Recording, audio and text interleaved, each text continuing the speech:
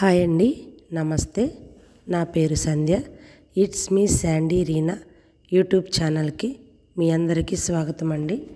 ఈరోజు మనం చేసుకోబోయే రెసిపీ వంకాయ వేపుడు అండి. ఈ రెసిపీ చాలా సింపుల్ అండి.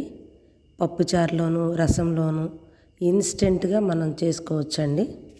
టేస్ట్ అయితే సూపర్గా ఉంటుందండి.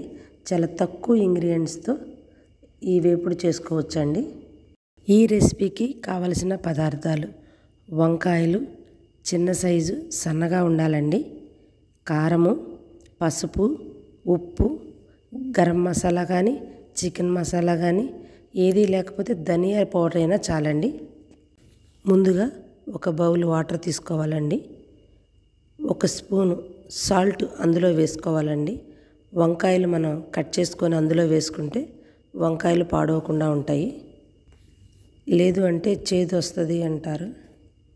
ఒక్కొక్క వంకాయని తీసుకొని నైఫ్తో నిలువుగా ఘాటు పెట్టుకొని సాల్ట్ వాటర్లో డిప్ చేసుకోవాలండి.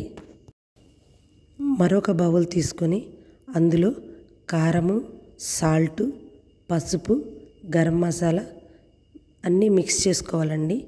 కొంచెం ఆయిల్ వేసుకొని మిక్స్ చేసుకుంటే పేస్ట్ లాగా వస్తుందండి. మిక్స్ చేసి పెట్టుకున్న ఆ మిశ్రమాన్ని మనం సాల్ట్ వాటర్లో డిప్ చేసుకున్నాం కదండి వంకాయలు, ఒక్కొక్క వంకాయని తీసుకొని అందులో కూర్చుకోవటమేనండి. మరొక బౌల్ తీసుకొని అందులో ఆయిల్ వేసుకొని ఆయిల్ హీట్ వచ్చింది అన్నప్పుడు మనం ఉప్పు, కారం, పసుపు కూర్చి పెట్టుకున్నాం కదండి వంకాయలు, ఒక్కొక్కటిగా తీసుకొని ఆయిల్లో పేర్చుకోవటమేనండి. లిడ్ పెట్టుకోవాలండి.